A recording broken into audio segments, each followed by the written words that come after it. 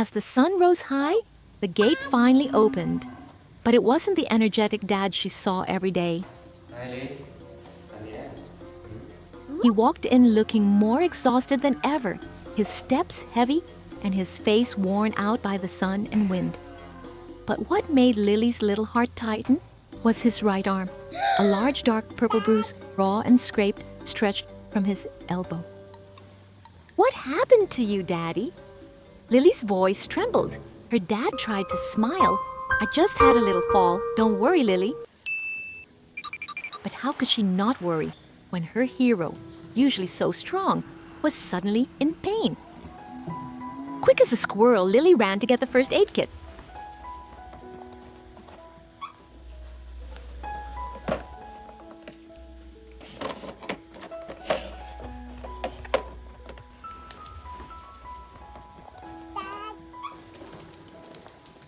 She knelt beside him, carefully wiping away the blood with tissues, then gently applying antiseptic.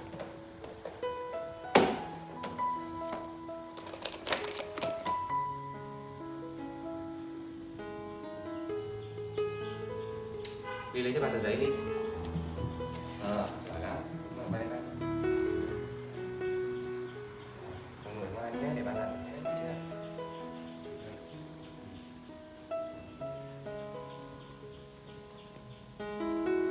Every time she saw him flinch from the sting, Lily would blow softly on the wound, her eyes brimming with tears. Sao hết đi nhé.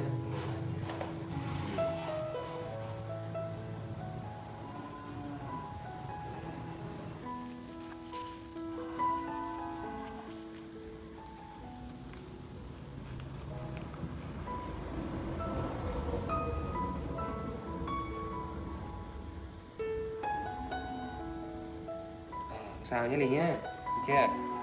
Không sao đâu ha.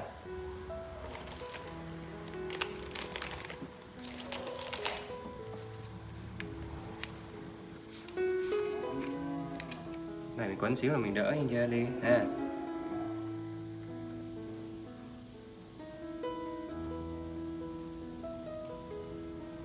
Này đi cầm này cho ba này, cầm này cho ba nhé, cầm này. Đúng rồi.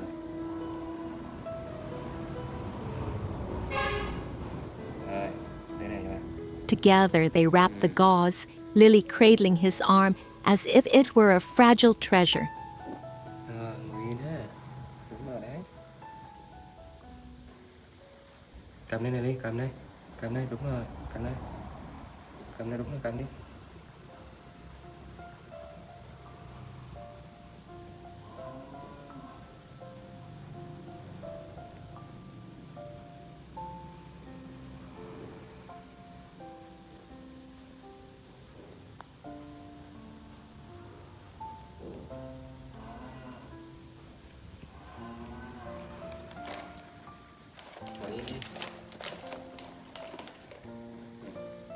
Xé ra. Xé đôi ra.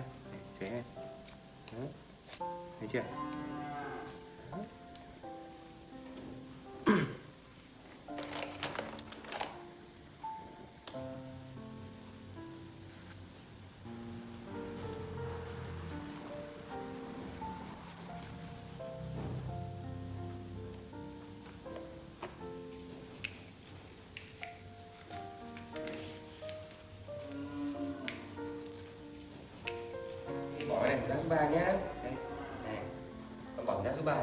When finished, she even took it upon herself to clear away the medical waste so her dad could rest comfortably.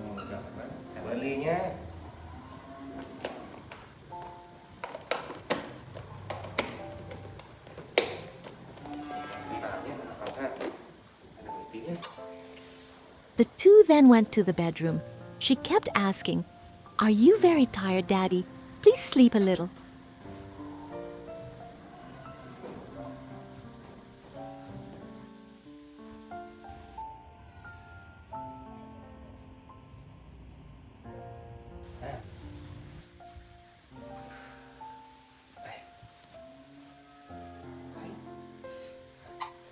When she saw that he had fallen into a deep sleep, Lily sat there quietly, staring at the white bandage. The tears she had been holding back finally rolled down. She sobbed quietly because she loved him so much, realizing that even her dad could be vulnerable and hurt.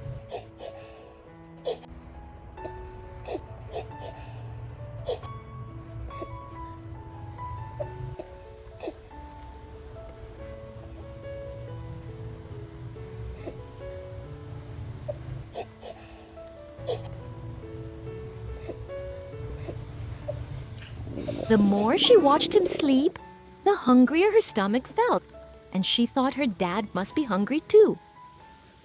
I must make bread for Daddy! A bold idea flashed in her mind. Lily wiped her tears and slipped out of bed quietly so as not to wake him. She prepared for her mission quite professionally. Lily put on her blue helmet and hopped onto her pink electric car, her trusty steed.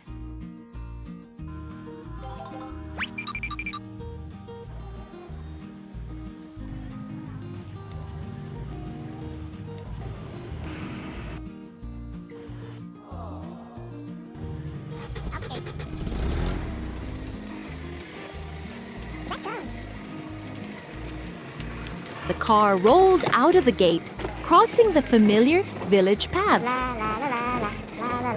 The sight of a tiny girl in an oversized helmet, seriously driving to buy flour, made everyone who saw her smile with warmth.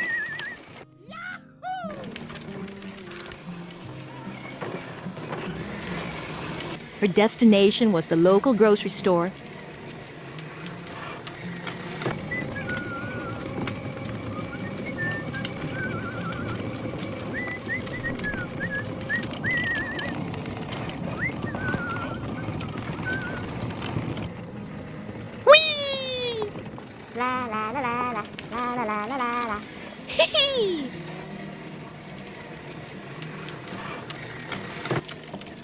Great job!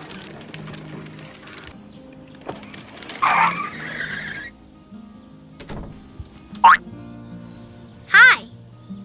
At the shop, Lily confidently handed over the money and pointed to a bag of all-purpose flour. Bye-bye! Holding the bag in her hands, she felt as if she held the key to her dad's happiness.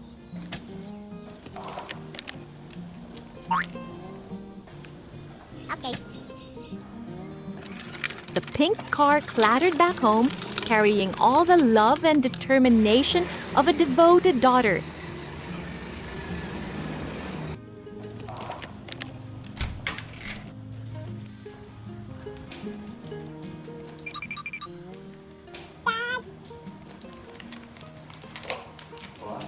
By the time Lily returned, her dad had just woken up.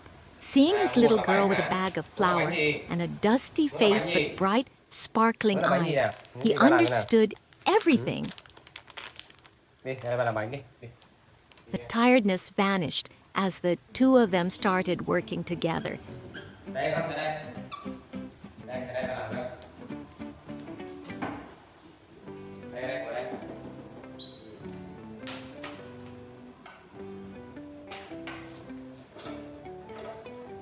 Bà làm cái mì cho Ly nhé.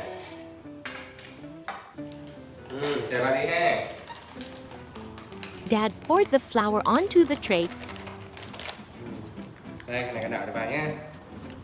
Đây, cầm cái này. And Lily held the whisk, stirring enthusiastically under his guidance.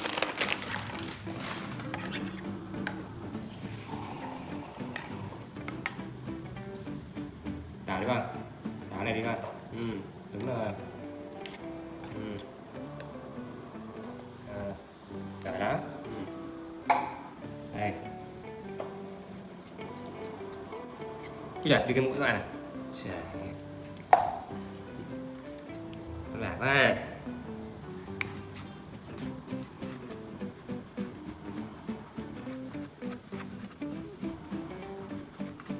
Đảo lên nha. Đó. Rồi, bây giờ nha. Đặt cái ra ha. Đặt cái ra vậy. Đấy, được rồi đấy. Đấy.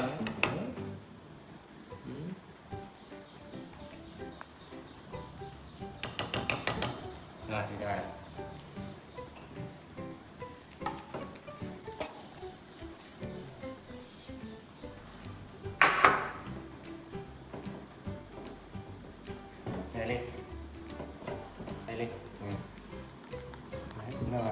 đi. Cái đi con. Đúng rồi đấy. When the dough began to come together, she used her tiny hands to knead it. Đúng rồi đấy.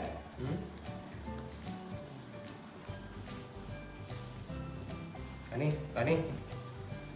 Đó, nhào đi, đúng rồi, nhào đi. Nhào đi, đây này. Đúng rồi. Đúng rồi, chân xuống không? Đúng rồi, đây này. Đấy.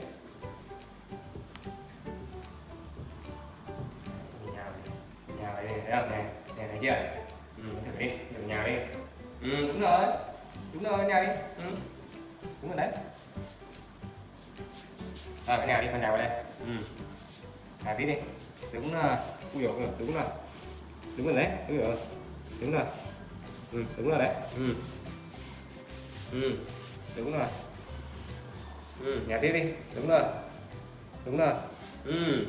Đúng rồi. Giỏi lắm. Nhào tiếp, đúng rồi. Đúng rồi. Nhào vào đi con, đúng rồi. Là tay này. Nè.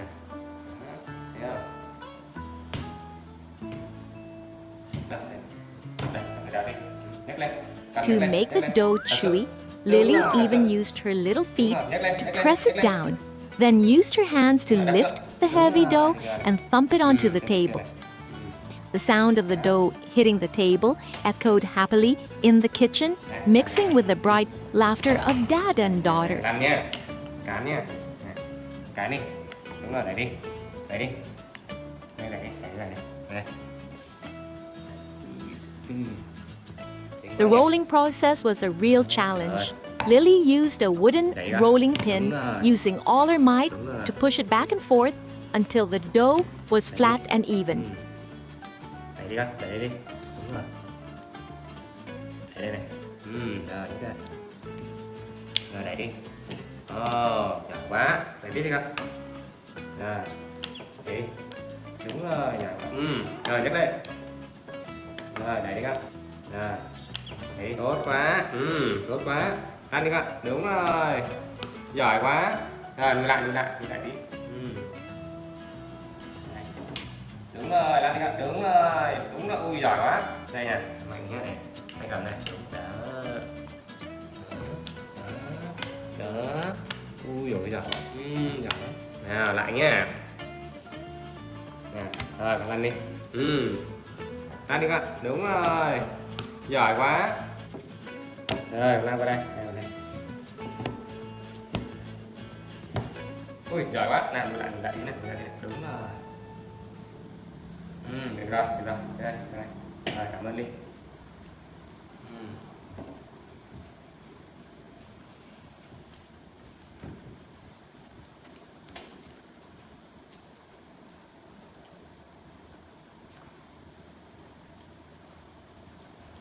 Đây đi, đây này. Tan đi. Đúng rồi, tan đi. Tan đi.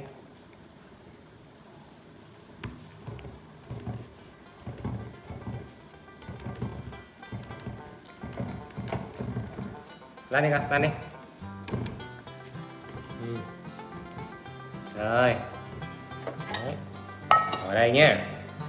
Đây đi nè, ở đây ha. She coordinated perfectly with her dad, shaping the dough into cute long loaves. Đấy. Đấy. Đây,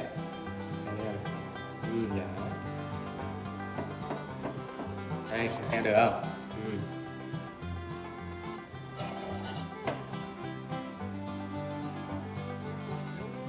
Cái này mở đi.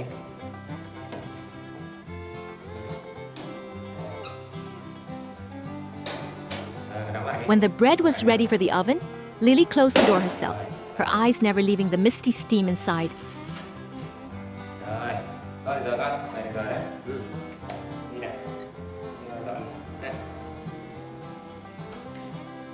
Đi dọn này xong rồi nhé.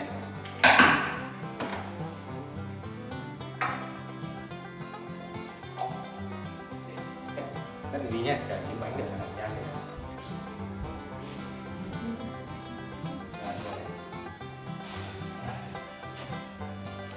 Đi xíu đợi mình ăn nhé.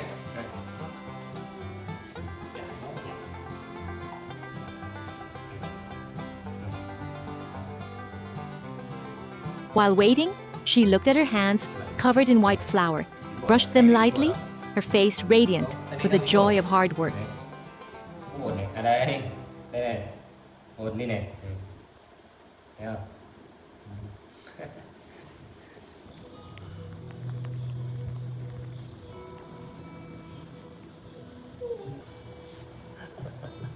Trông này bên đây kìa.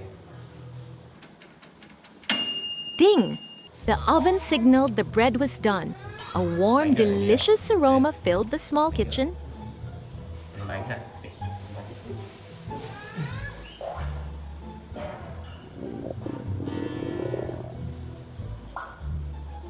Đây đi.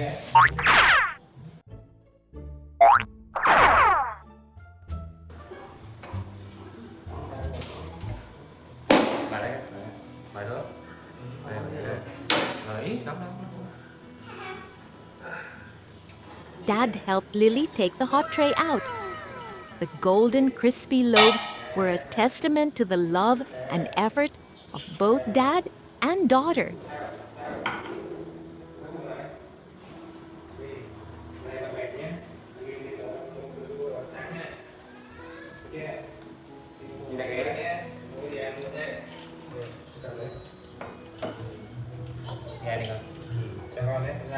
Lily sat at the table, her eyes shimmering as she looked at her beloved dad. She slowly peeled the crust, broke off a piece for him, and then took a bite herself.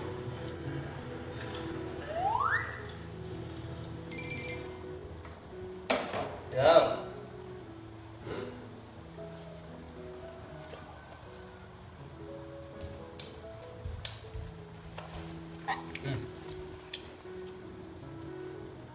The sweet, nutty taste of the flour blended with endless love made the bread taste better than any delicacy in the world. Ăn này đúng rồi đấy. Giỏi lắm. Bóc ra ăn từ từ thôi, đúng rồi.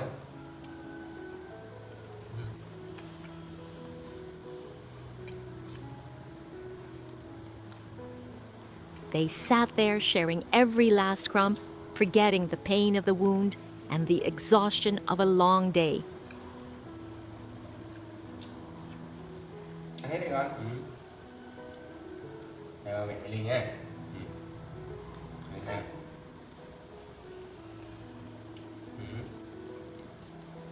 Ăn hết đi con. Chào ba, cảm ơn Ly nha. Ăn đi con.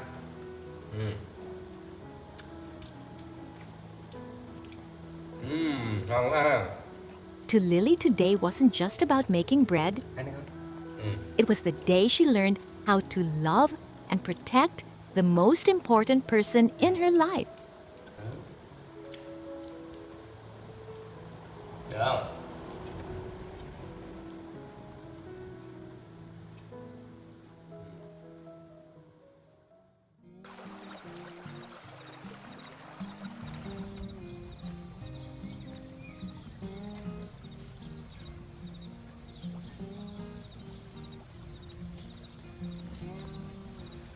Under the scorching heat of a summer noon, the dad was still hard at work in the little garden, his hoe in hand. Every strike against the earth sounded heavy, and sweat soaked through the back of his shirt. Not far away, the little monkey, Lily was enjoying the carefree moments of childhood. Her bright laughter rang out as she swung around, then playfully hopped onto the back of her friend, Sam the pig, to stroll around the garden. Lily's world at that moment was nothing but joy and golden sunshine.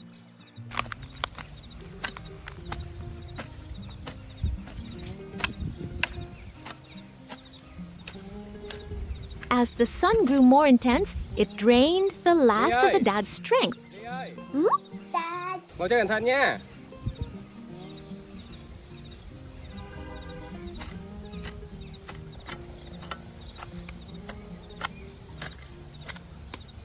He tried to push through, but a wave of dizziness hit him like a crashing tide. He stopped, wiping the sweat streaming down his face. Này nắng quá trời. His footsteps becoming shaky and unstable. Finally, unable to bear it any longer, he dropped the hoe and took heavy, staggering steps into the house. From a distance, the smile on Lily's face vanished. Her innocent eyes filled with worry as she saw her dad swaying. Inside the simple wooden house, the silence was frightening. Her dad lay motionless on the bed, his breathing heavy. Dad, Lily rushed in, her small feet quickly climbing onto the bed. Dad, Lily, ba đang nghỉ tí ha. Tiến với kiếm gì cho Ly ăn nha. huh? She pressed her tiny hand against his forehead, then his chest.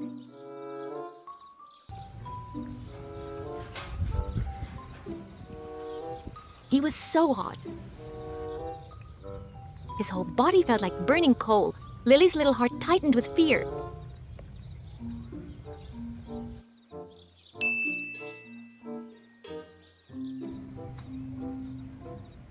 Quick as a flash, Lily found the thermometer.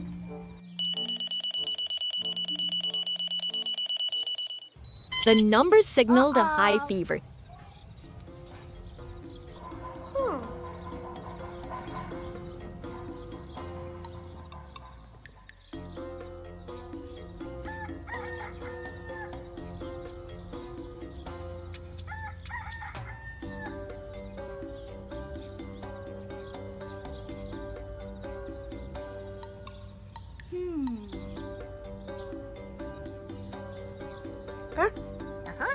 She frantically searched through family medical kit, hoping to find a pill or a cooling patch.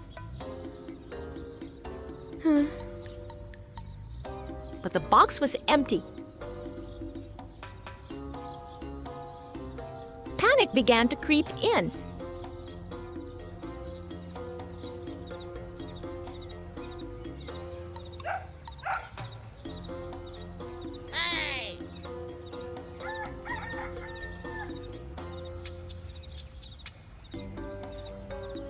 Go!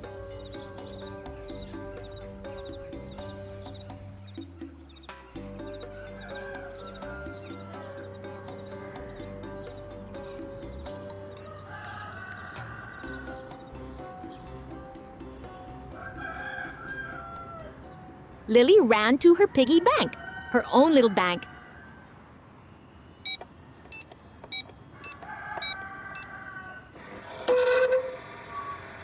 She shook it hard and turned it upside down, but not a single coin fell out. The reality of their poverty suddenly became very clear to her.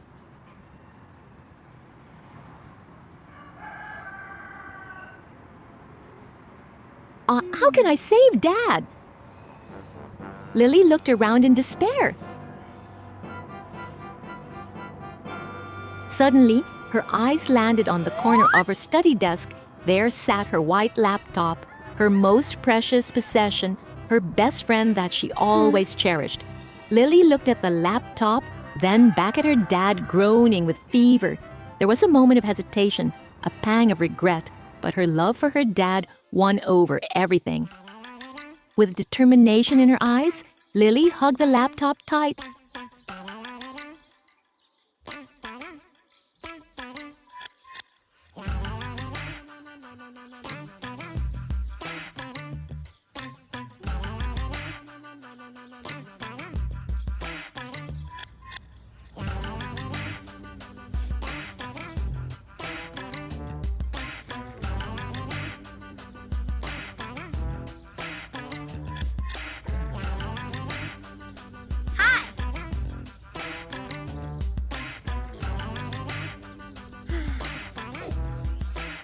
Oh. Oh.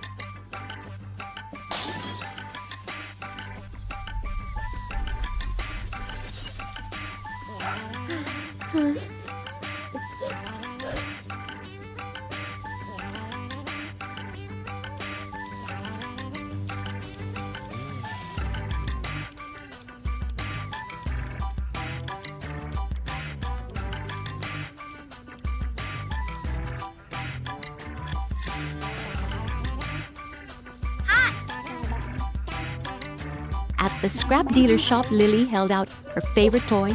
The owner took it and handed her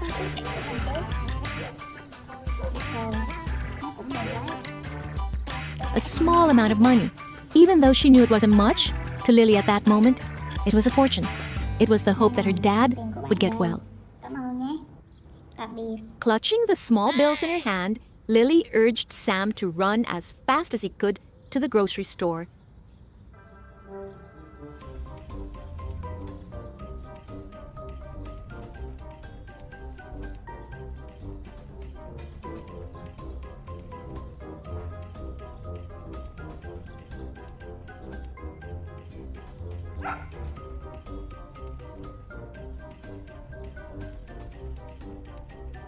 She bravely used all that money to buy a pack of cooling patches.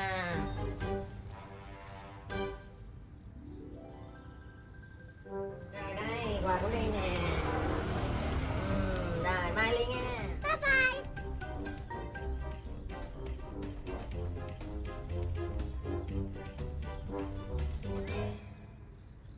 Without wasting a second, she and her companion hurried back home.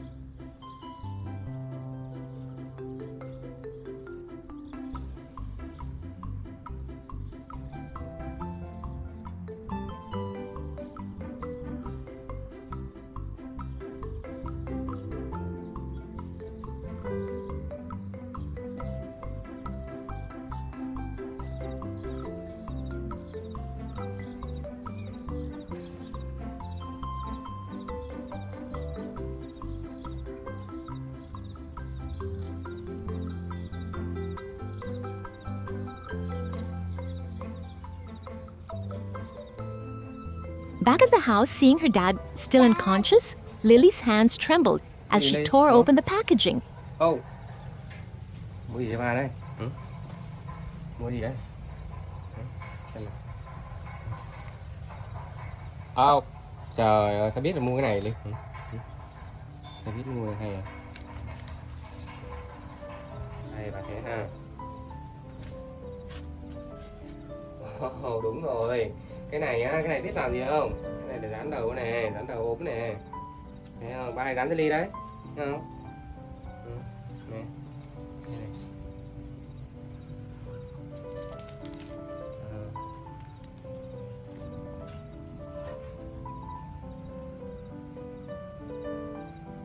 The coolness from the patch, combined with the warmth of his daughter's love, helped the dad slowly wake up.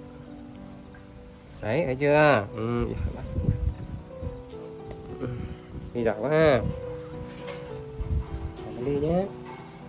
He opened his eyes, feeling his head grow lighter. He opened his arms wide, and Lily flew into them like a little bird returning to its nest. In that small house, though lacking in material things, they were rich in love as the two of them lay there, holding each other peacefully. Anh nghỉ tí ha. Nghỉ tí ha. Tí lấy sữa cho Ly uống ha. Được không? Lily had lost her favorite item, but she had kept the most precious thing in the world, her dad's smile and his health.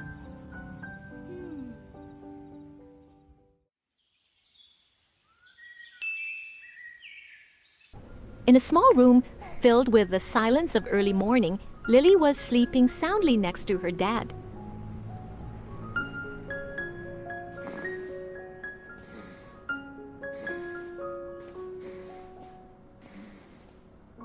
Before the first rays of light could even peek through the leaves, the peaceful sky suddenly shifted.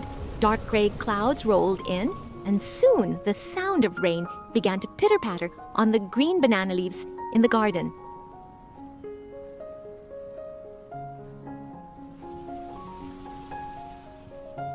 Lily startled awake.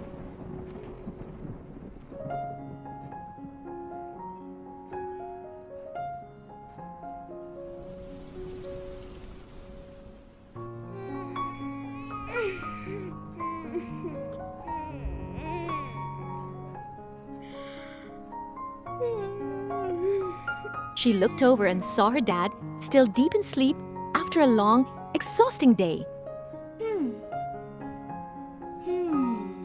Suddenly, she remembered. Oh no! My clothes are still drying out in the yard. Not wanting to wake her dad, the little girl scurried out to the porch without a second thought.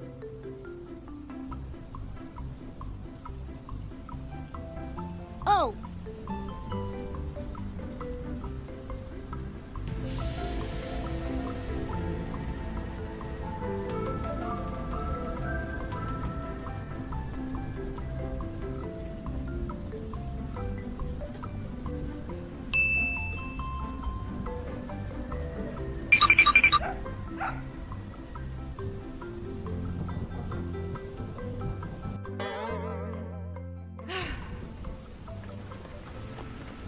Under the thickening rain, Lily quickly grabbed each shirt and pair of pants from the drying rack.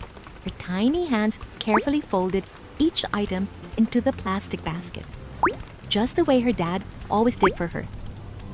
Okay. Using every ounce of her strength, she lugged the heavy basket into the house.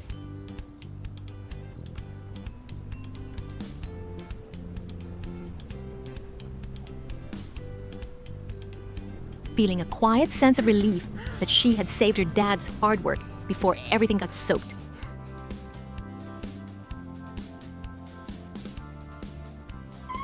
Having completed her big mission, Lily went back to bed. Looking at her dad's sleeping face, she gently climbed up and gave him a soft nudge.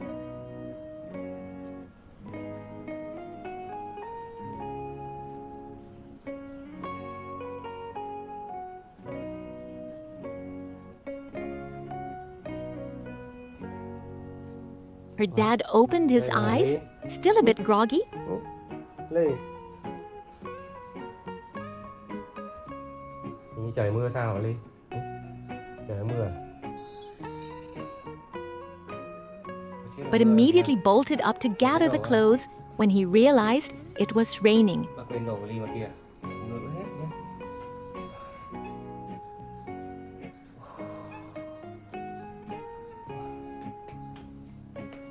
Lấy đồ không?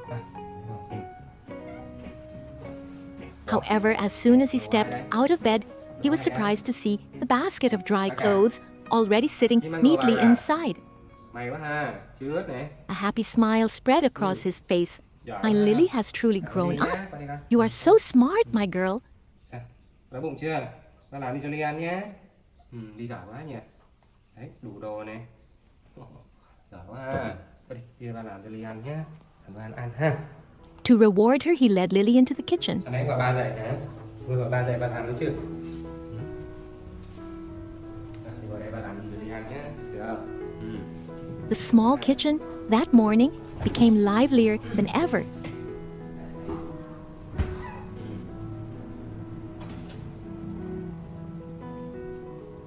Mình chiên đậu nhé. Mình chiên đậu trước hay cái này trước nhỉ? Cái này trước nhé. Ba đặt khoai tây cà rốt cho Ly nha. Lily didn't just sit and watch, she was like a tiny assistant, intently observing her dad peel every potato and carrot.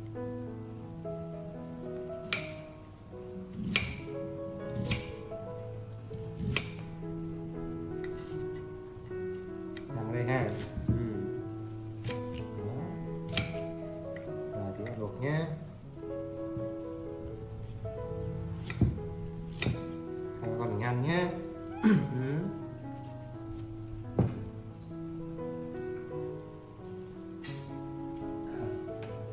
Rồi Liên ngồi chơi nè, gọi thứ ba nhé này. Đó, gọi đấy, đấy. Này. When the prep work was done, she skillfully helped him put the potatoes into the bowl. Her eyes sparkled with joy as she helped her dad prepare the first meal of the day.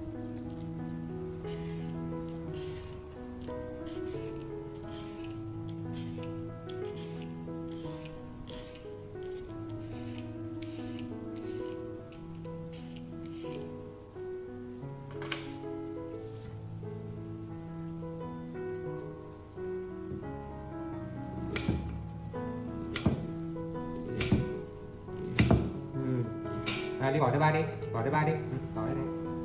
Đúng rồi, đây này, gọi đi con, gọi đi.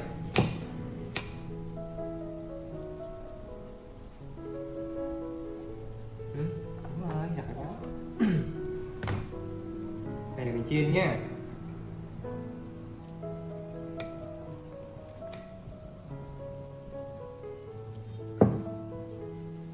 Rồi.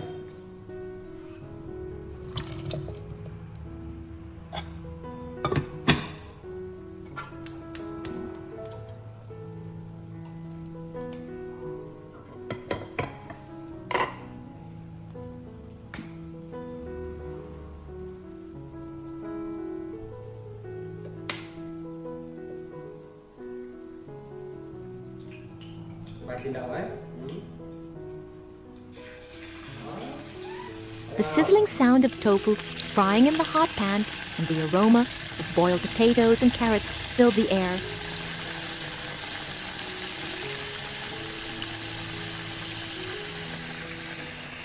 Đó.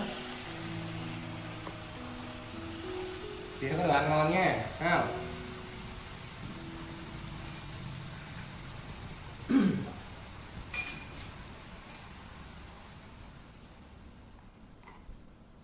Lily sat there, swinging her legs, patiently waiting for the result of their teamwork. To Lily, this wasn't just cooking. These were the most sacred moments of connection.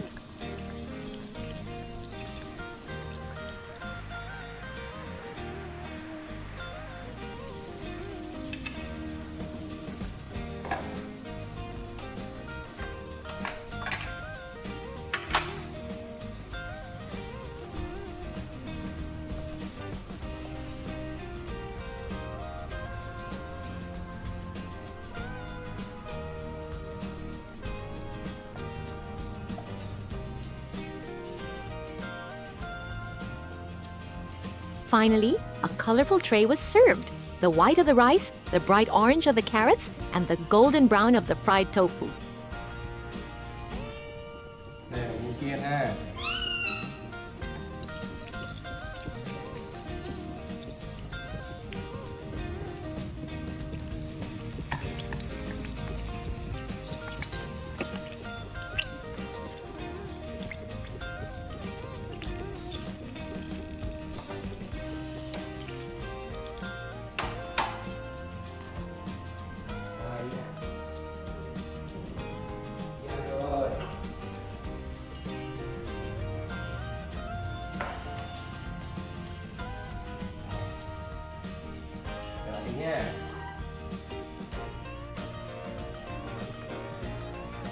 Her dad didn't forget to prepare a bowl of rich soy sauce.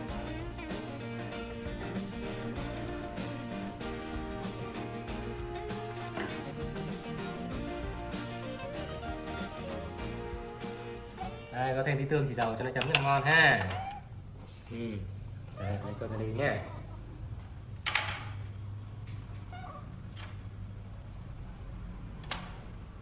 Khoai tây ha. Ngon không? Đây. À, cà rốt hả? Cà rốt hả? Xin lỗi nha, bà quên. Cà rốt đi vào sẽ vào.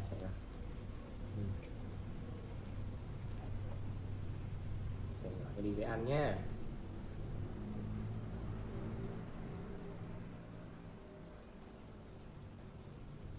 Đấy, bà biết gì thấy ăn cà rốt mà quên nhỉ, xin lỗi nhé. Đây, phải cho Ly ăn này ha. Đây, của Ly đây. Lily began to enjoy her breakfast heartily. She especially loved the sweet pieces of carrot. Ăn xong cà rốt và lấy cơm cho Ly ha.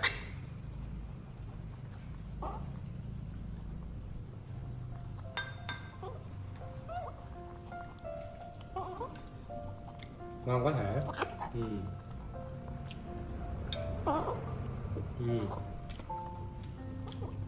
Ngon quá. Và thử miếng cà rốt nha.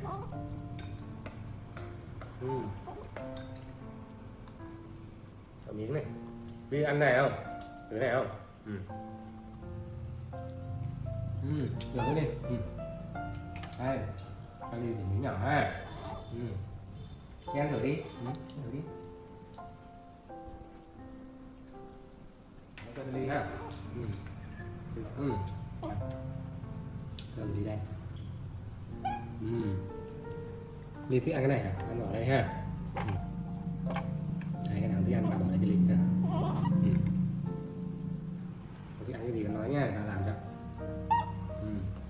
Cứ ăn gì nói ha.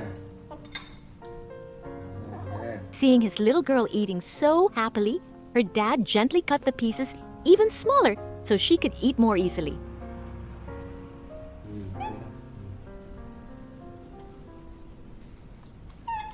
Để bạn quay tay nhé. Đi ăn ở bằng cái này. Inside that small house, even though the rain was pouring outside, it was overflowing with a warmth of love and understanding. Ồ, như thế ăn cơm hả?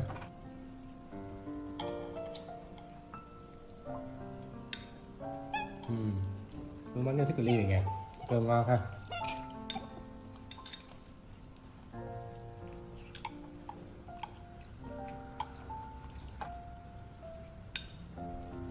It was a simple morning, but one filled with so much affection.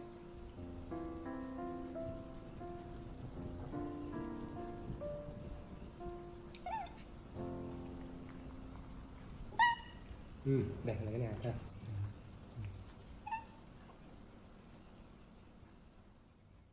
Early morning sunbeams tiptoed through the cracks of the door, dancing on the cozy wool blanket. But Lily didn't wake up to her dad's warm voice like usual. The house was strangely quiet. She sat up, her round eyes wandering around in confusion. "Daddy?" she called out softly, her voice swallowed by the silence.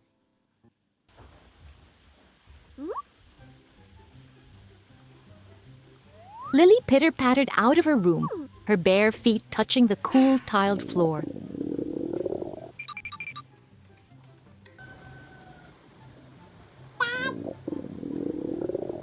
Uh-oh. She checked the living room, looked out at the yard, and circled back to the kitchen. But her dad's familiar figure was nowhere to be found. On the dining table sat a plate of bright red apples, neatly peeled and sliced. That was her dad. No matter how busy he was, he never forgot to prepare breakfast for his little princess.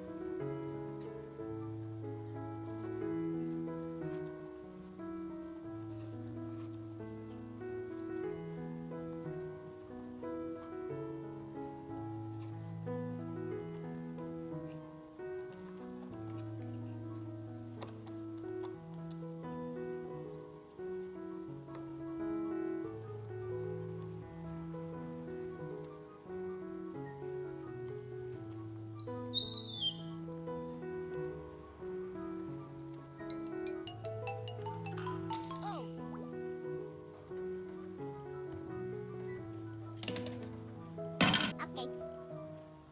After eating, Lily looked around the kitchen.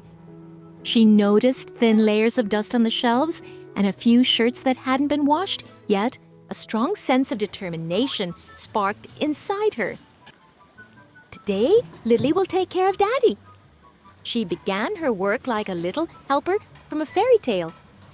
Lily busied herself with a small cloth, soaking it in water and meticulously scrubbing the oven that hadn't been used in a long time.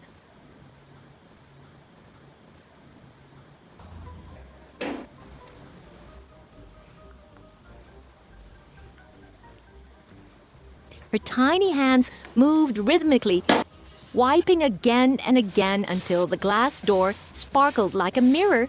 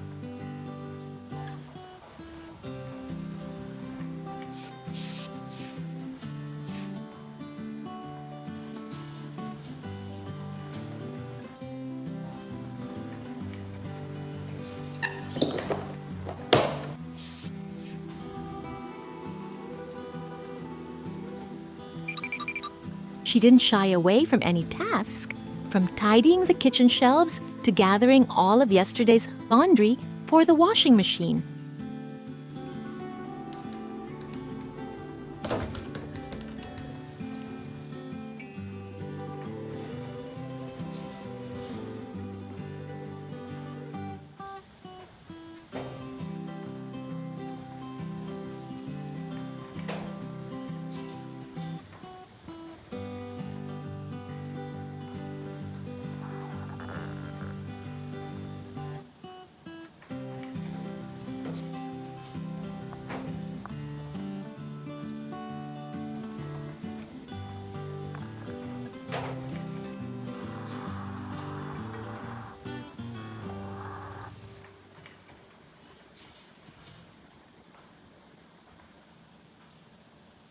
Okay.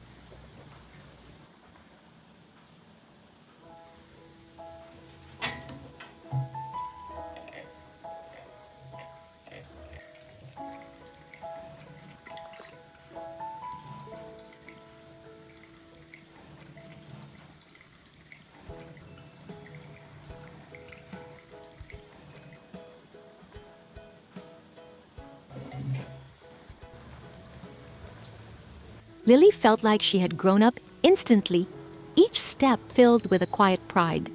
Daddy is going to be so surprised.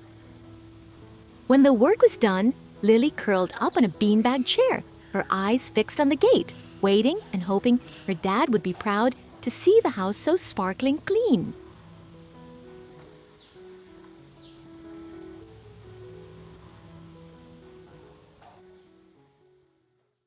The sky outside was bright and clear, but in the small house, Lily's world was confined to the yellow beanbag. It seemed to swallow her small body, and a long, weary yawn said it all. Lily was bored. She glanced around, hoping to find something interesting, but was met only with silence. Dad wasn't home yet. Unable to bear the stillness any longer, Lily slid off the chair and crawled to the nearby wooden table.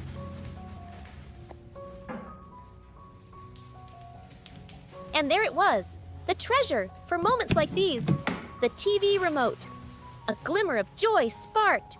She grabbed it, quickly climbed back onto her throne, and began a symphony of frantic button pressing.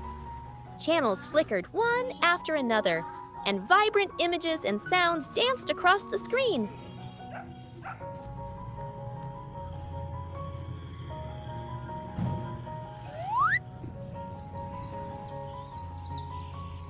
They helped to chase away the sadness, but only temporarily. It was a borrowed joy, loud yet empty, unable to fill the hollow feeling of missing a familiar presence. Lily missed her dad.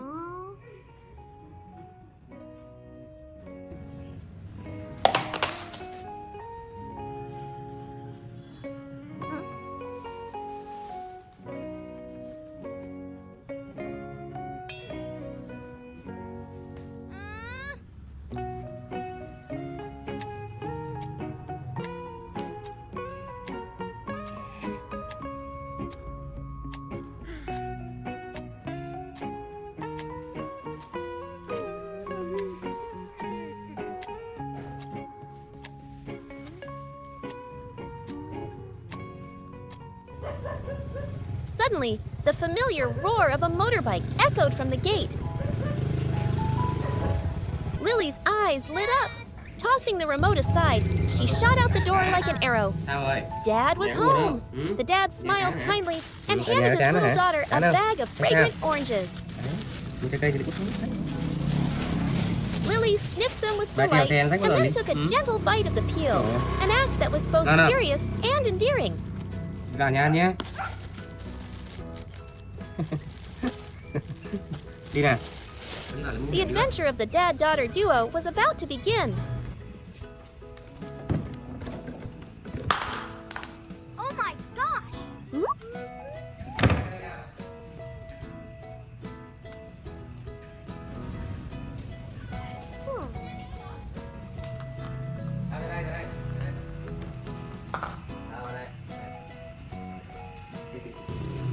Các bạn mình đi chơi nha, chưa?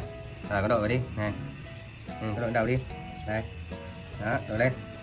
Đây, đội lên, đúng rồi. À, đúng chưa, đúng chưa? Đội lên đi con. Đội vô. À, đúng rồi, đi nè. Đi chơi ha. Not long after, on a green motorbike, there was a very special little racer. It was Lily, dressed in a cute plaid outfit and a whimsical blue duck-shaped helmet that nearly covered her entire face.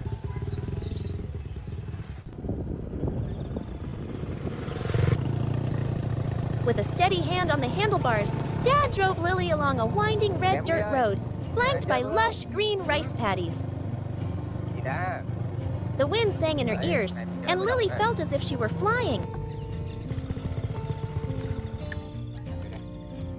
They stopped at a wide sandy spot by the river.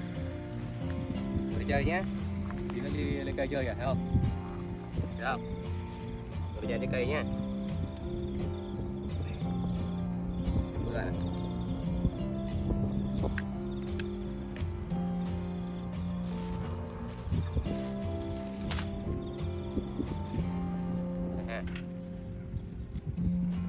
Trời, cẩn thận đi ha.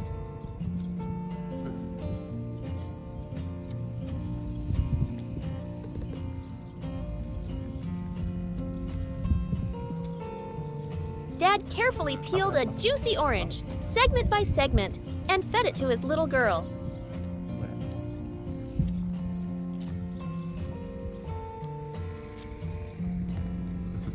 Ngon không? Cái này ngon không? Kéo ra coi. Đúng rồi. Giỏi. Giỏi quá. Trời ơi. Rồi.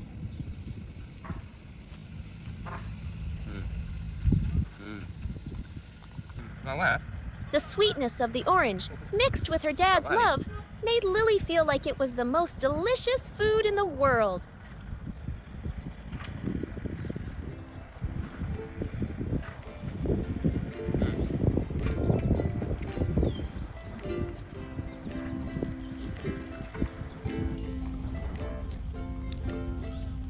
Đây này, chị bóc được mà, không bỏ nó hết đâu. Đúng rồi. Bóc hết vỏ đi.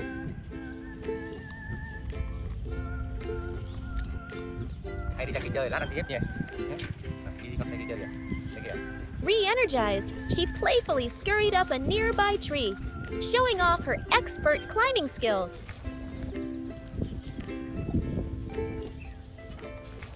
Dad stood below, looking up with a gaze full of affection and pride.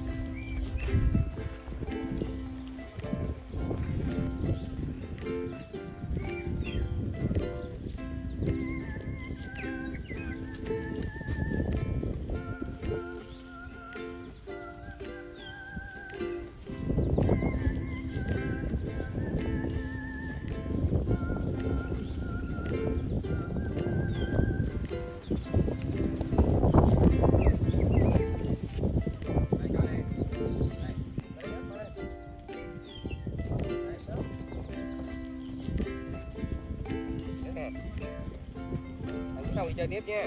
Sau đi chơi tiếp nha. Rồi. Chơi chơi đi con, đi. Chơi tiếp đi. Chơi đi. Đi. Chơi chơi nha. Đi nào.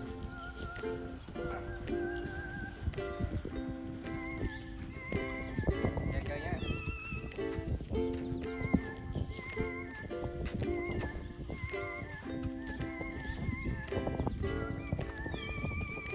Ui, đây nhiều đá quá ha. Nè.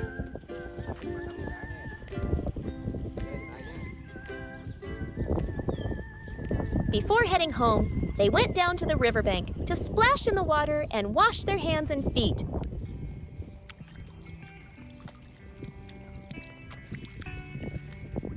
Đây không?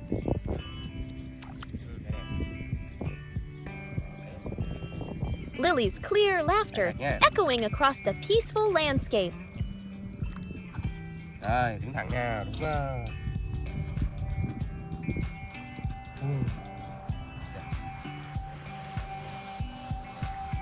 Chào mọi người đi về nhé. Chào này, chào. Chào, chào. Đi chào. Chào mọi người nhé. Bye bye. Đi ha. Đi. Back home, the adventure wasn't over. The small garden behind the house was the duo's kingdom. Lily changed into a yellow outfit and a straw hat, looking every bit the part of a tiny farmer. Her first task was to pull an empty basket, and though it was a bit of a struggle, she was very determined. Đi qua đây. Đi. Đi nè. Chờ ba tí nhá. Đi ngồi xong chờ ba tí nhá. Đi kìa. Đúng rồi đấy, bỏ đấy.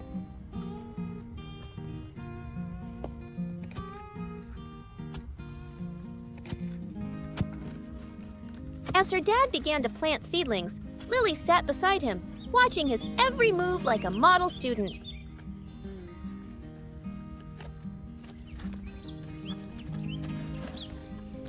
Cái này mình tháo vào nhá. Đấy. Cái cây nhăn chắc như này nhá. Bảo vệ cây nhá. Nè, để bỏ đây nhá, đây nhá, đây này. Đào xuống nha. Đây lên này. Cầm đây này. Đây này. Thấy chưa?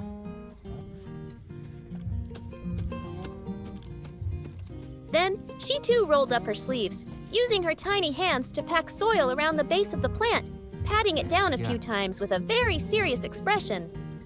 Trồng cây nhá.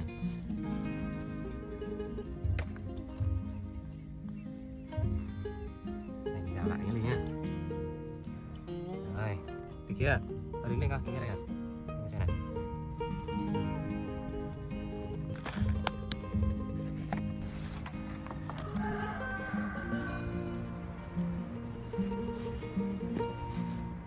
Đi xuống nước nhá. Đi đi. Đúng rồi, lấy xuống nước, lấy xuống nước. When it was time to water, Lily waited patiently by the pond for her dad to fetch water. Ơi. Đi nào đi.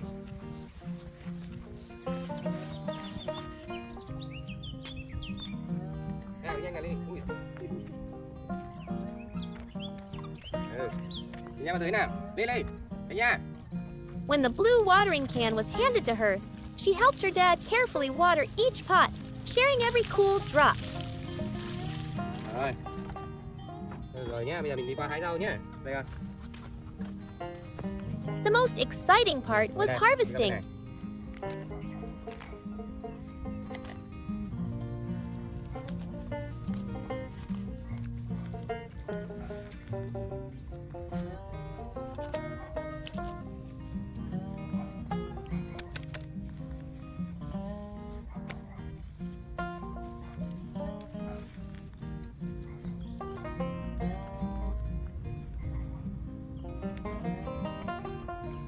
Dad showed Lily how to gather bunches of vegetables and place them in the basket. Ngon không? Bỏ cái kìa, bỏ rổ kìa con. Bỏ xuống.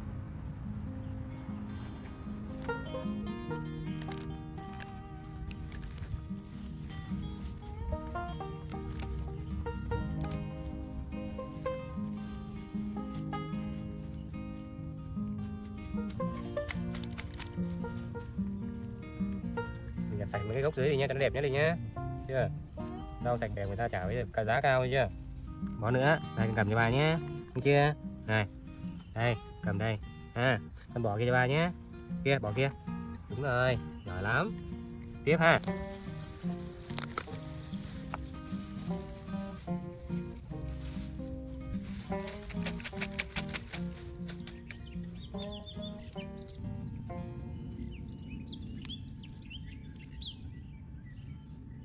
At one point, Because a Tiếp bunch ha. was a bit heavy, her Bỏ cái cute ba đi. little bottom stuck up in the air. A truly amusing sight. Đi nào đi. Đây đi. Đi đâu đây? Bên này cơ. Đây đi, qua đây. Thôi. Chết rồi. Đi ơi. Ui. Không được. Đi đây con, ra đây. Kim ăn hết rồi này. Ôi. Đi hết rồi. Đây. Qua đây con, qua đây, bên này con. Đây, còn kia kìa. Đây này. Đúng rồi đấy, lấy qua đấy đi con. Đúng rồi, mang qua đây. Mang qua đây đi. Đúng rồi, mang qua đây. Mang qua đây con. Đúng rồi, đi đây. Rồi, xem nào. À, được quả này ngon ha. Quả kia hư rồi. Quả đấy chim ăn rồi Ly. Đi nào. Đi về nào. Đi nào, đi nào. Đi ra hái ít rau xà lách nha. Nào, đi nào.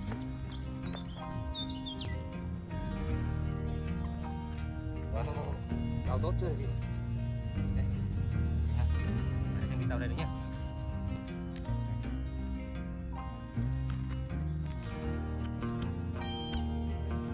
After harvesting a pile, she curiously and sneakily tasted a lettuce leaf, her small mouth chewing thoughtfully as if she were a seasoned connoisseur. Ta đi về đi ăn nhé. Sao? Ta về ăn nhé.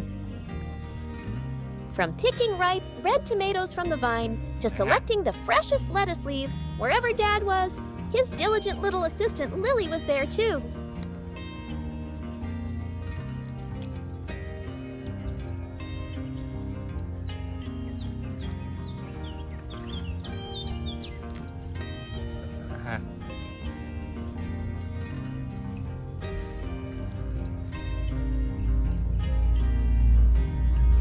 Rồi đi nào. Đi về thôi.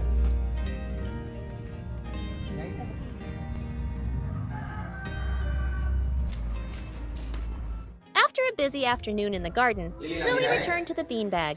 But this time, she wasn't bored. She was resting.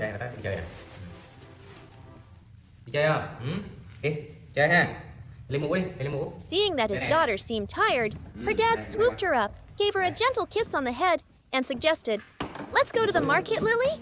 And so the little racer was on the road again. Được chưa? À, đi nào. Đây. Có xe không?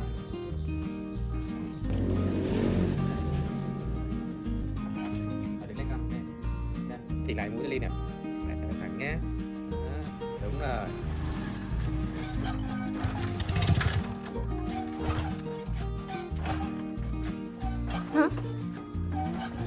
Oh, Đứng đây con, đứng lần nào. Rồi.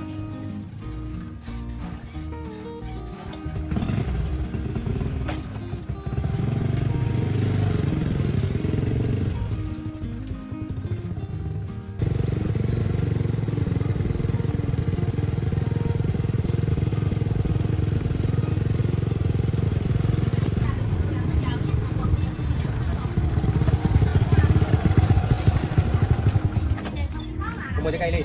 Đi.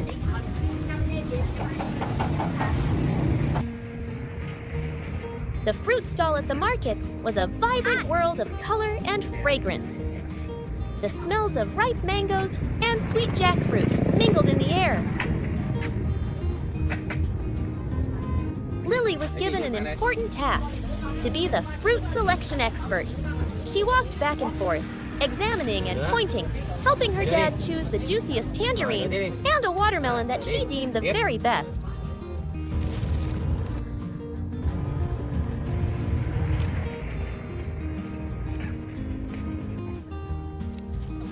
Đây, kia con. Rồi, lấy nữa.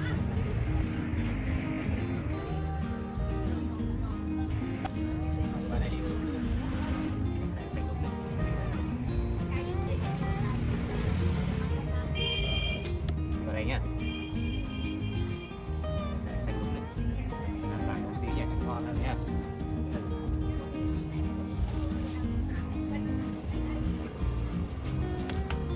Đây đi.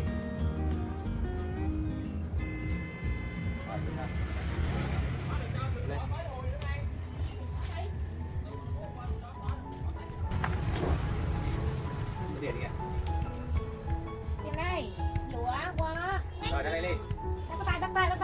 tay kìa. Bắt tay. Đó, ra đây nào.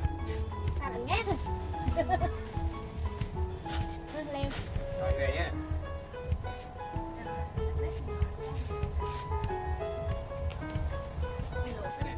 Dao cưa.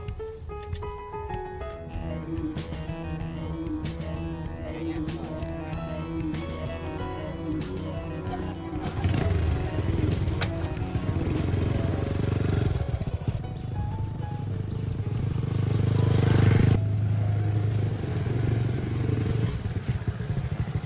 Nè, trái cây đi nè. Trời ơi. Nè. Này, cầm vào này. Con này, cầm đây vào. Nè, cầm đấy. Rồi, mang vô đi. Mang vô, mang vô. Mang vào đây. Rồi, đi nè. Đi vào đồ ăn này. Đi. Cái mũi rồi con. Ở mũi ra bàn kìa. Bỏ xuống. Đúng rồi. Lấy lên kìa. When they got home, the small kitchen became a hive of activity. Bỏ đây này. Đi nào đi. Đâu. Đâu. Hai bà làm cái ghép cái ly trước nha. Được không?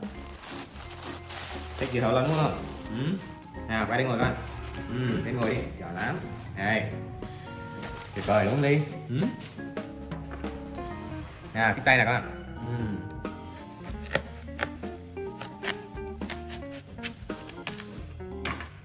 Được. Yên Ly.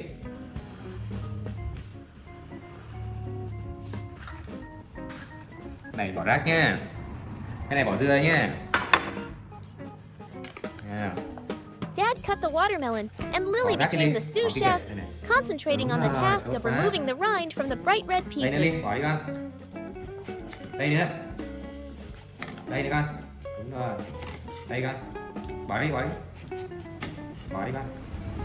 Bỏ đi đi. Đây nữa. Đây nữa. Đây nữa đi. Đây nữa đi. Đây nữa. Bỏ kia đi con. Đấy. Rồi, một nửa làm nước ép nhá.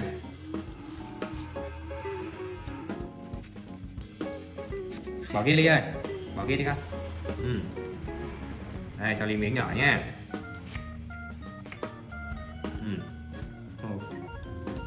Rồi, đây nữa.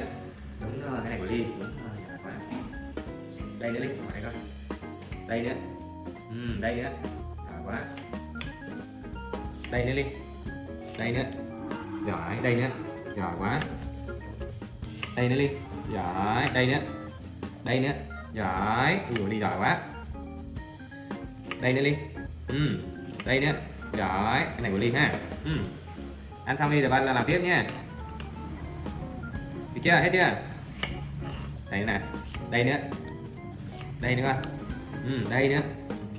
Giỏi, đây nữa. Bỏ kia đi. Đấy, đúng rồi. Đây nữa. Đúng rồi. À. Giỏi quá. Rồi mình lau cái này nhá. Này thì lau thứ ba đi, lau đi. Đúng rồi, lau đi con, lau đi, lau sạch đi. Đúng rồi, lau sạch. Lau sạch đi, giỏi quá. Xuống con, xuống, đứng trèo lên cái thớt nhá. Đẩy đi. Ra, rồi kéo về.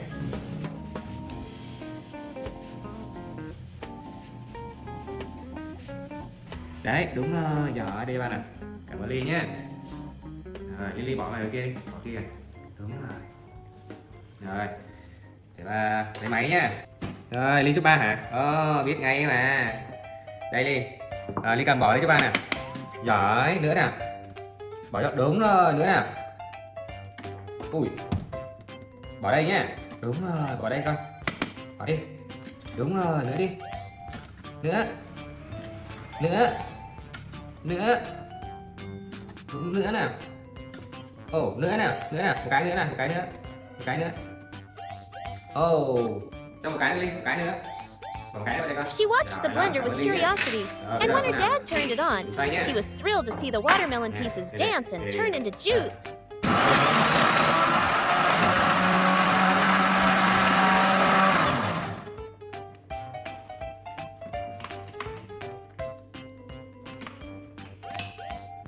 Vẫn chưa xuống hết này.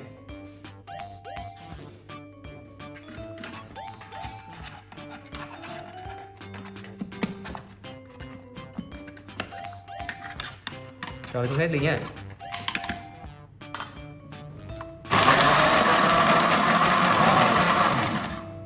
Ok. Rồi bạn lấy nước cho Ly nhé.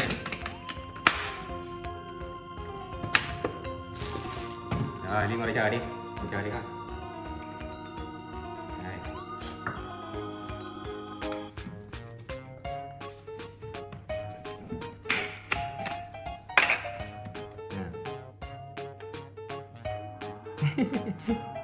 Đấy, thấy chưa? Thấy chưa? The first reward Ồ, was a được không? cool glass of watermelon juice, and Lily was the first tí to không biết taste nha. it, her eyes closing in pure enjoyment. But the main Rồi, course was đến yet cái to này come. nha, cái quan trọng nha. Together, the two of them made a Cái gì nào? fruit salad.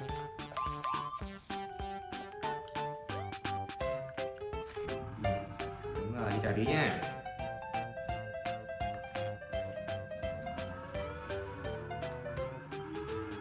Chị muốn bỏ không? Chị muốn bỏ không?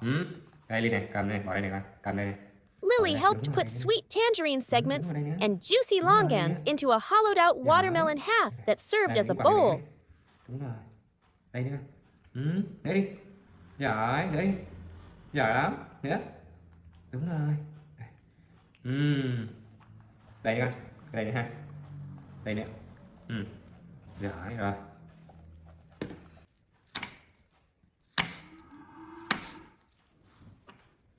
Rồi bỏ đi con. Bỏ đây. Đây, bỏ đây.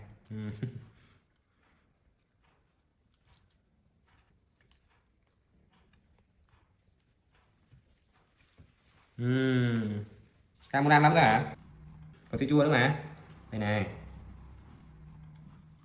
Đó. Để con lấy thìa nhá. Nhấc tay đây con, nhấc tay đây. Đây cầm thìa đây, đúng rồi, cầm đây này. Finally, when Dad drizzled a layer of smooth white yogurt over the top.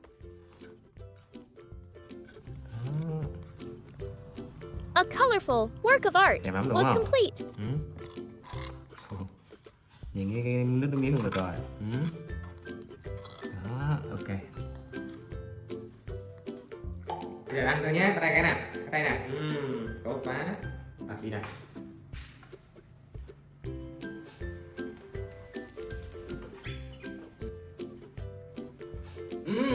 Đi giỏi quá, ngoan nào. Đây, Ly ngoan đâu? Ly ngoan. Ly ngoan hả? Ngoan. Đây, của Ly đây. Nhấc cao lên con, nhấc cao lên, đúng rồi. Xong chưa? Ngon quá ha. Nhấc cao lên con, đúng rồi, nhấc cao lên. Đây dưới này, đó, đúng rồi. Ngon quá ha.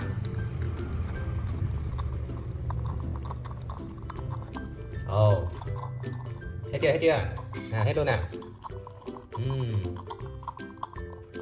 Hết chưa? Rồi, bỏ xuống. Giỏi quá. Đây, của Ly đây. Lily sat properly in her chair, spoon in hand, and slowly savored the delicious salad. Để bà đi vào đây giấy nha. Ngon quá. Nghe thấy chưa hả? Đúng rồi. The sweetness of the fruit and the coolness of the yogurt blended together. But the best flavor of all was perhaps the taste of love and the joy of creating something with her dad. No longer the bored little monkey on the beanbag from the morning, Lily was now the happiest little girl in the world. Happiness sometimes is as simple as spending a day with the one you love, doing the most ordinary things together.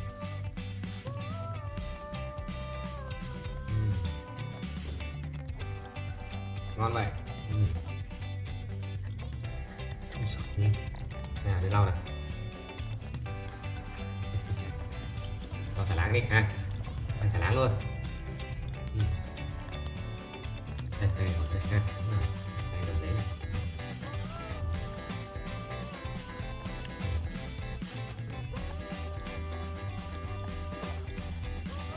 Đúng rồi, từ từ ha. Đúng rồi.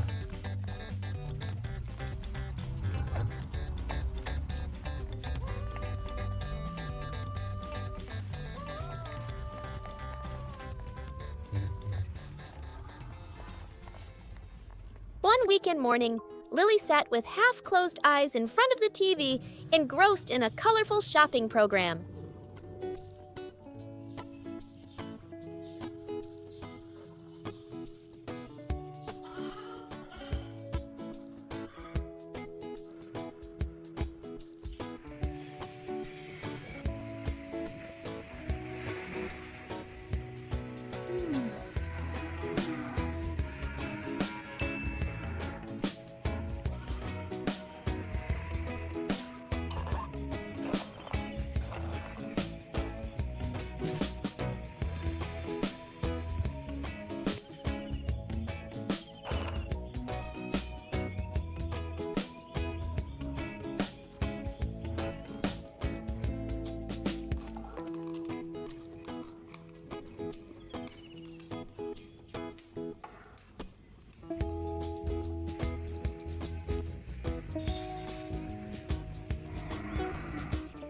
Lily quickly scurried out to the yard where her favorite pink car awaited. It was a tiny vehicle custom designed for Lily with all the functions of a real car.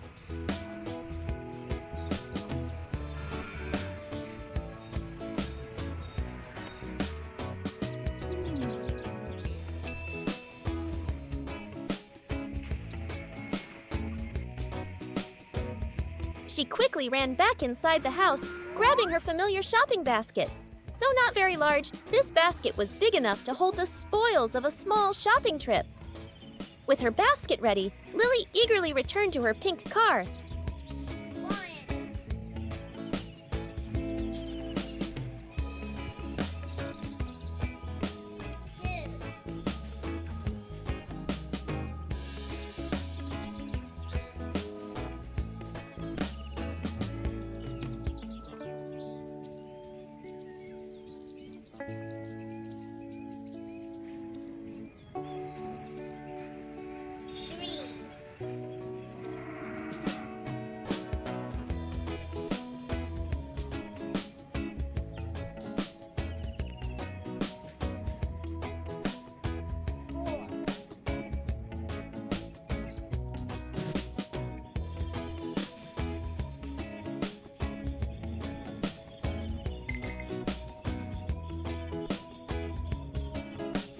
However, an unexpected hiccup occurred.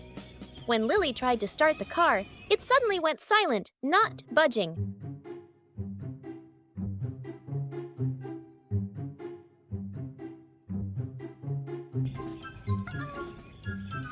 Refusing to give up with her clever nature and quick learning ability, Lily began to inspect the car. She bent down, tapped the tires, tried pushing it a few times, and even peered into the engine, though certainly not understanding much.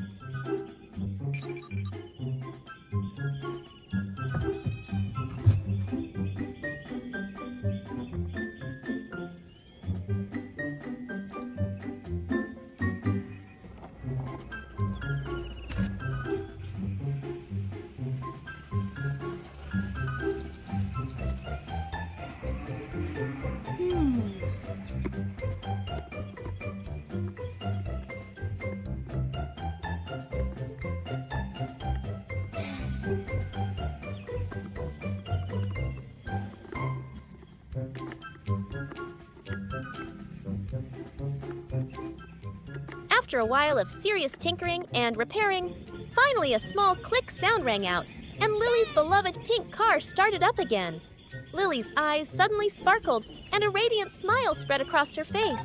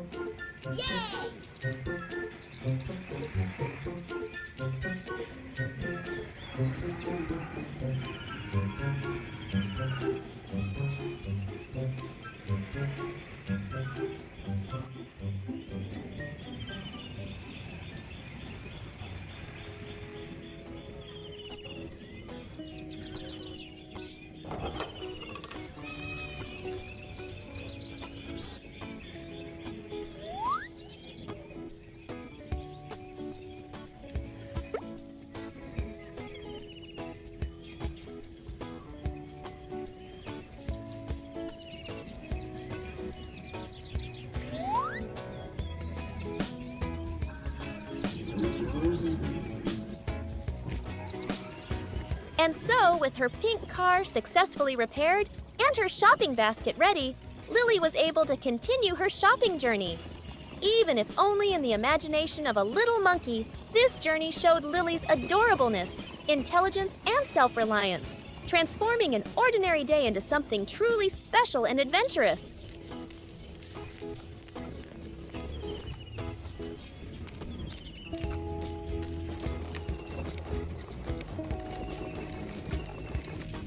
Ủa? Đi đâu Ly? Hả?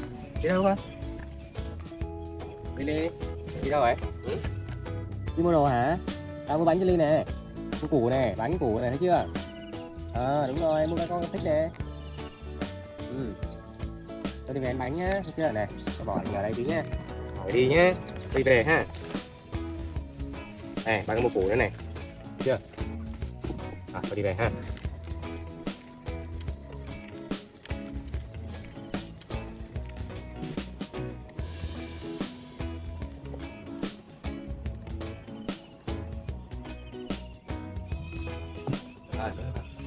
Này đi, này cầm cho ba này. Này.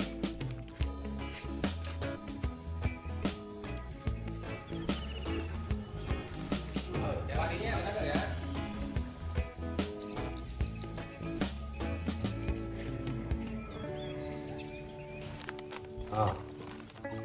Còn mua xuống con. Đây các bạn.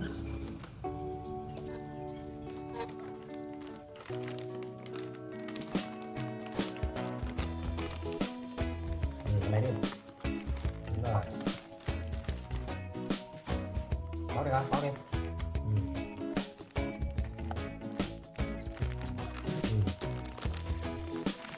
Để bóc ra.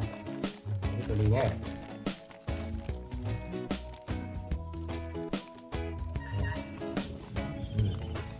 Đó.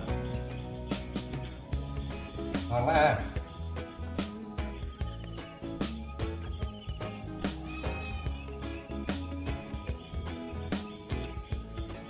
Ăn từ từ thôi ha, ngon lắm.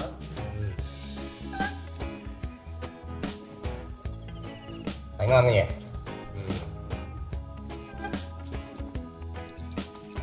Ăn vậy thì đúng rồi đấy.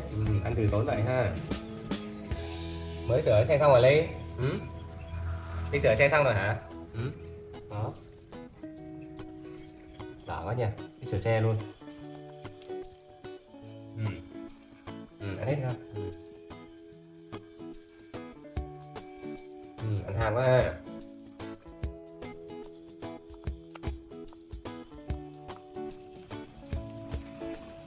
Bánh cá ha.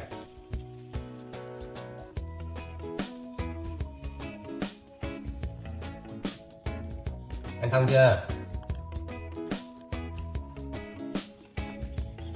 Ngon thế nhỉ? Nhìn ăn ngon nha. Rồi ăn đi con.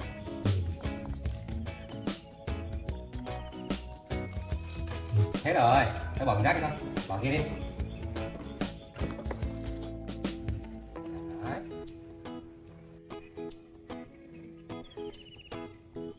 Chào mọi người thế nào? Đúng rồi, xin chào, bye bye.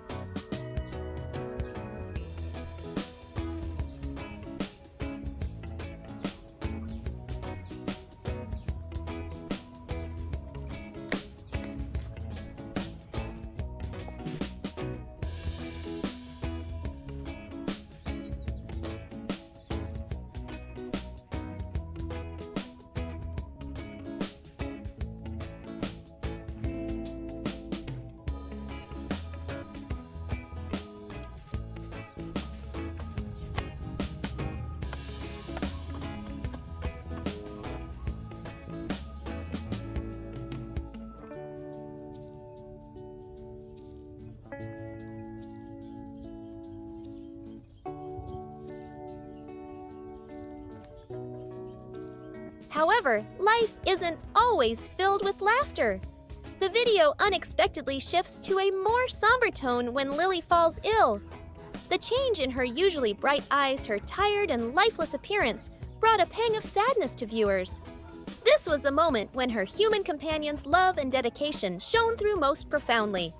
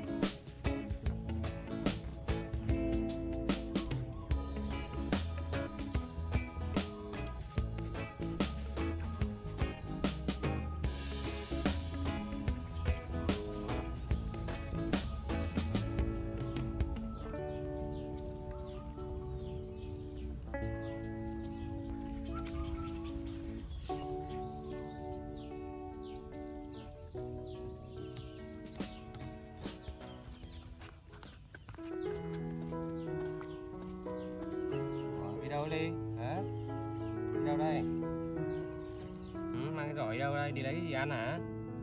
Đang mệt đi đâu? Ở nhà nghỉ đi chứ. Ở nhà nằm ngủ đi chứ cho nó khỏe nhá. Thôi đi về nè, đi về ba rồi ba kiếm gì cho Ly ăn nhá, được chưa? Ở nhà nghỉ đi nhá. Đây rồi nhà nghỉ nhá. Không ra ngoài ốm thì sao hả?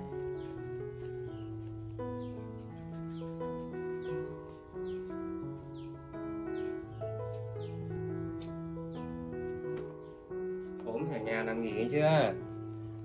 Có gì gọi là nhá, thấy không? Này nằm đây rồi.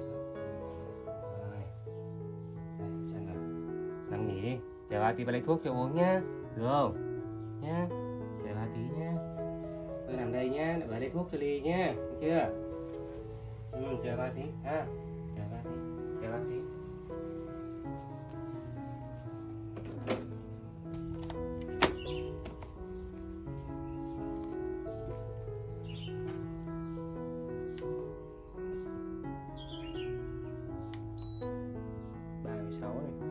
Bình thường nhé, chỉ ho là mệt thôi chưa? Thôi nằm nghỉ đi nhé, chờ ba tí về lấy thuốc nhé.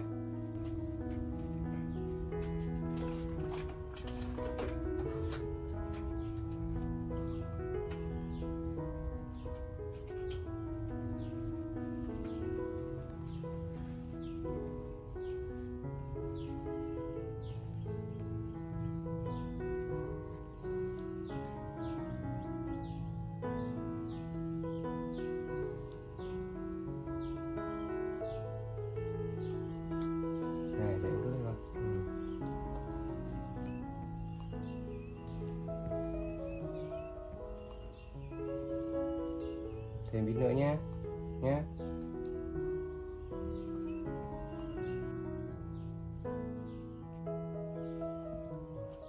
Uống này nhanh khỏi nghe chưa? Ha. Thôi ngủ đi, nằm ngủ đi, ngủ xíu đi ha. Nằm ngủ xíu đi nhé. Nằm ngủ xíu đi ha. Nằm ngủ xíu đi, ba kiếm gì cho Ly ăn nhé, được không?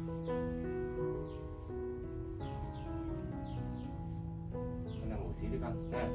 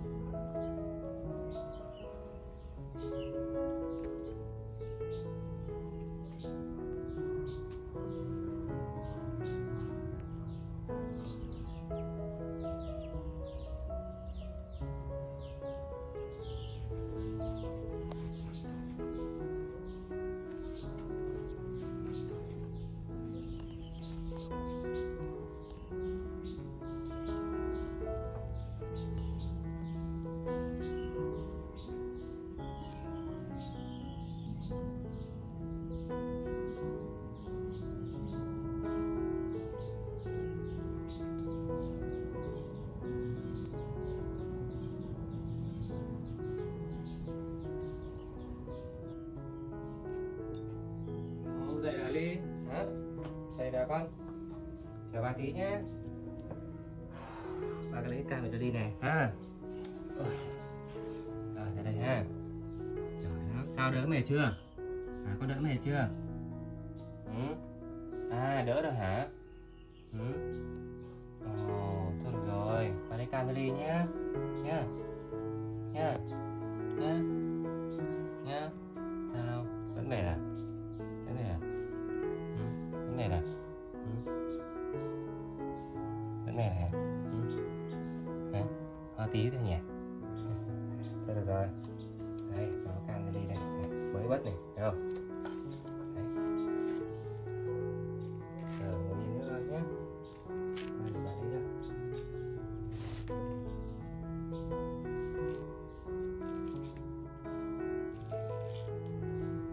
Chỉ cái bàn cho nó ngồi cho nó dễ ngồi nhé.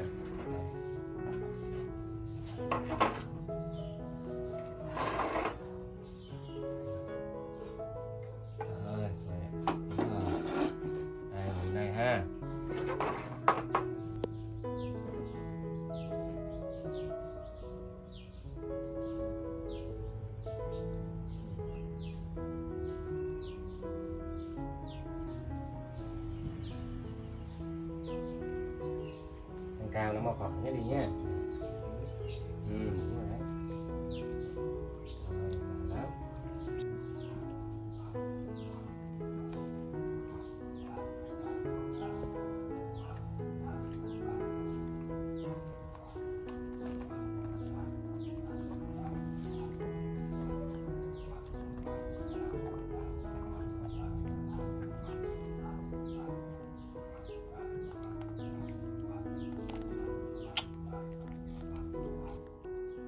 Đỡ mẹ chưa? Chắc là đỡ mẹ rồi đúng không?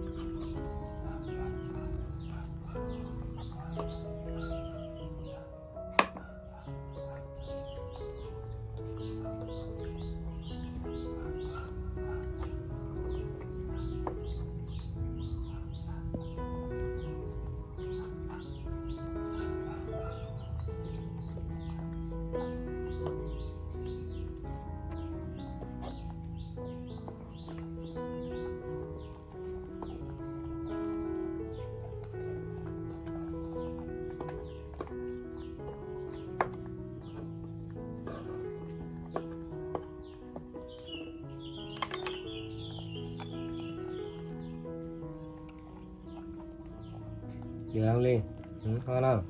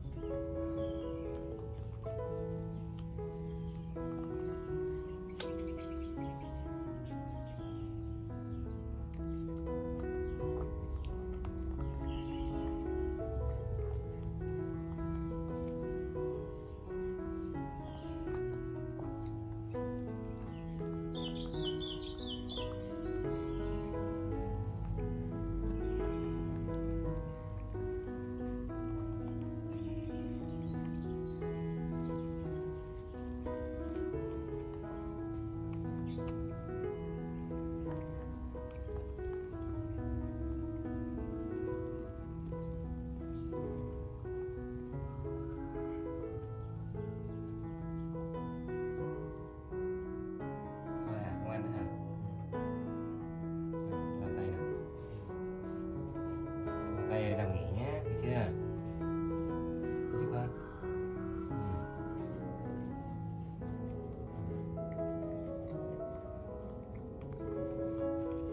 Rồi nhá. Tí nữa ăn tiếp ha. Nhớ tay lên cho bạn lòng này. Rồi.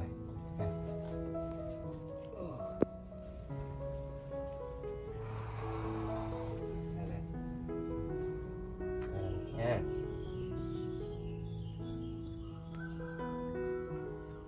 Đây là nghỉ nha.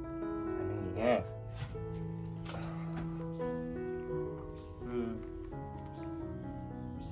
Ôi chà.